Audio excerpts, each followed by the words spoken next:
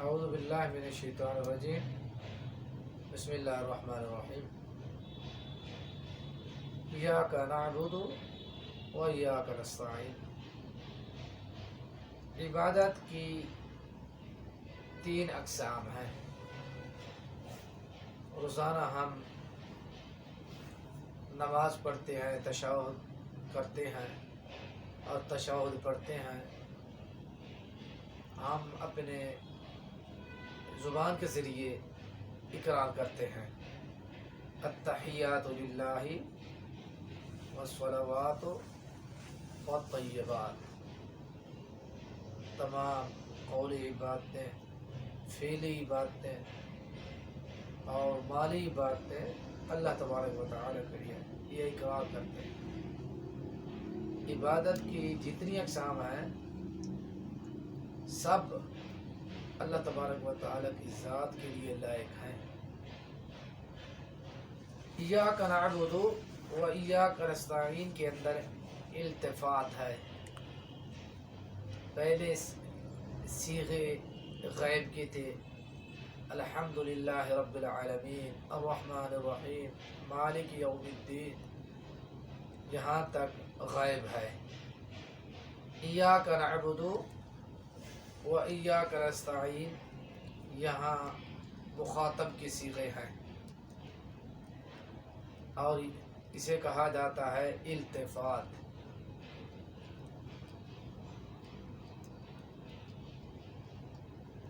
ایاک نعبد و ایاک نستعین، عبادت اور اطاعت کے اندر فرق ہے۔ بعض اہل علم نے عبادت کو اور اطاعت کو ایک سمجھا۔ جو عبادت ہے وہ اطاعت ہے، جو اطاعت ہے وہ عبادت ہے۔ عبادت فرمانبرداری کو اور اطاعت کو کہتے ہیں، لیکن یہ بات صحیح نہیں نکلتی، یہ بات صحیح نہیں ہے۔ عبادت اور چیز ہے اور اطاعت اور چیز ہے۔ اللہ تبارک و تعالی نے فرمایا وَقَضَىٰ رَبُّكَ أَلَّا تَعْبُدُوا إِلَّا إِيَّاهُ۔ صرف عبادت اللہ رب العالمین خالق کائنات کی کرو، اللہ کا حکم یہی ہے، اللہ کا فیصلہ یہ ہے، اور یہ کہ نہ عبادت کرو مگر اسی کی۔ کیا مطلب؟ اللہ تبارک و تعالیٰ کی عبادت کرو۔ عبادت جو ہے وہ اللہ تبارک و تعالیٰ کا حق ہے، بندوں کا حق نہیں ہے۔ نبی کریم صلی اللہ علیہ وسلم نے معاذ رضی اللہ تعالی عنہ کو فرمایا اے معاذ اتدری ما حق اللہ علی العباد، اللہ تبارک و تعالیٰ کا کیا حق ہے بندوں پر؟ معاذ رضی اللہ تعالی عنہ فرماتے ہیں اللہ و رسول عالم۔ نبی کریم صلی اللہ علیہ وسلم نے فرمایا کہ یہ ہے بندے اللہ تبارک و تعالیٰ کی عبادت کریں، اس عبادت کے اندر اس اللہ تبارک و تعالیٰ کی ذات میں شریک نہ کریں۔ یہ نبی کریم صلی اللہ علیہ وسلم کی حدیث دلالت کر رہی ہے عبادت جو ہے وہ اللہ تبارک و تعالیٰ کا حق ہے، بندوں کا حق نہیں ہے۔ اور اطاعت کی دلیل یہ ہے، اطاعت اور چیز ہے۔ اللہ تبارک و تعالیٰ نے فرمایا یا ایھا الذین آمنوا اطیعوا اللہ واطیعوا الرسول واولی الامر منکم۔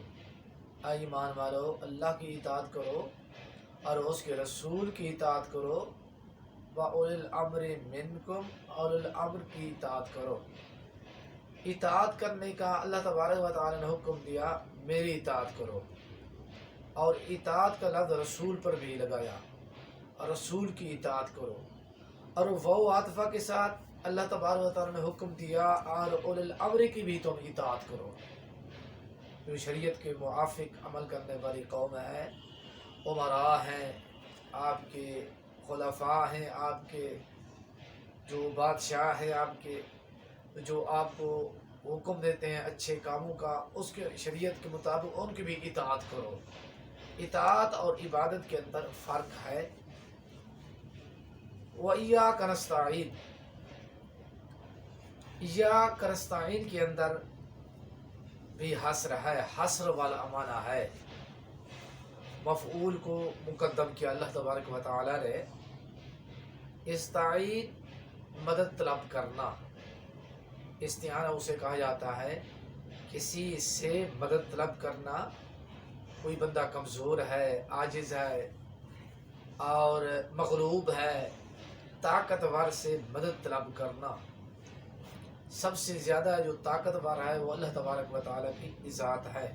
اللہ تبارک و تعالیٰ نے حکم دیا کہ مجھ ہی سے تم مدد طلب کرو، میں آپ کی پناہ بھی دوں گا، آپ کی مدد کو بھی پہنچوں گا، آپ کی مدد بھی کروں گا۔ یہ باب استفعال ہے، فعل مضارع جمع متکلم کا صیغہ ہے، جو اصل میں نستعملو تھا، مدد طلب کرنا۔ اصول کے مطابق پھر قانون کے مطابق ایاک نعبد و ایاک نستعین پڑھتے ہیں۔ اور اسی طرح ایک سوال پیدا ہوتا ہے، عبادت کو مقدم، استعانہ کو مؤخر کیوں کیا؟ اس کو ذکر کرنے کا کیا مقصد تھا؟ اللہ تبارک و تعالیٰ نے عبادت کو مقدم کیا، یعنی ایاک نعبد، پہلے عبادت کا ذکر پہلے کیا اللہ تبارک و تعالیٰ نے، اور استعانت کا ذکر اللہ تبارک و تعالیٰ نے بعد میں کیا۔ اس کی وجوہات کیا ہیں؟ اہل علم نے اس کے 5 جواب دیے ہیں۔ اہل علم نے اس کے 5 جواب دیے ہیں۔ پہلا جواب یہ ہے، دعا کا سلیقہ سکھایا گیا انسان کو، طریقہ سکھایا گیا انسان کو۔ سب سے پہلے اللہ تبارک و تعالیٰ کی حمد و ثنا اور اللہ تعالیٰ کی تمجید بیان کرے، اور اس کے بعد اپنا حوالہ پیش کرے، جو ضروریات ہے اپنی ضروریات کو پیش کرے۔ پہلے اقرار کرے، اے اللہ ہم آپ کی تعریف کرتے ہیں، ہم آپ کی عبادت بھی کرتے ہیں خاص، پھر اس سے اللہ تبارک و تعالیٰ کی ذات سے مانگیں۔ یہ طریقہ سکھایا گیا مسلمانوں کو، پہلے عبادت مقدم ہے اور اس کے بعد اللہ تبارک و تعالیٰ سے نصرت مانگے۔ اور دوسری دلیل اس کی یہ ہے، آدمی جو ہے پہلے یقین رکھے اللہ تبارک و تعالیٰ کی ذات پہ، اس سے مدد طلب کرے، اور نیکی کرنے میں اس وقت تک انسان نیکی نہیں کر سکتا جب تک اللہ تبارک و تعالیٰ کی نصرت اس شخص کے ساتھ نہیں ہے۔ اگر نصرت ہے کہ اللہ رب العالمین کی، پھر بھی نیکی کر سکتا ہے، مگر نہ نہیں کر سکتا۔ اس لیے عبادت کو پہلے ہی مقدم ہی ذکر کیا ہے۔ تیسرا جواب اس کا یہ ہے، عبادت کا جو مسئلہ ہے استعانت کے مسئلے سے اہم ہے۔ عبادت زیادہ اہم ہے بنسبت استعانت کے، مدد طلب کرنے سے۔ بلاغت کا یہ قاعدہ ہے، جو چیز اہم ہو اس کو مقدم ذکر کرتے ہیں، کیونکہ عبادت مقدم ہے۔ پہلے انسان عابد بنے گا، اللہ تبارک و تعالیٰ کی بندگی کرے گا، کہ شرک سے باز ہوگا، توحید کو اپنائے گا، پھر اللہ تبارک و تعالیٰ سے مدد مانگے گا۔ اور چوتھا جواب اس کا یہ ہے، اگر ایاک نستعین مقدم، ایاک نعبد مؤخر ہوتا تو آیتوں کے فواصل میں مناسبت قائم نہ رہتی۔ اللہ رب العالمین نے، خالق کائنات نے، کہ مدہ کو ذکر کیا ہے، یعنی الحمدللہ رب العالمین۔ یا ہے، یا کا ماقبل جو ہے وہ کسرہ ہے۔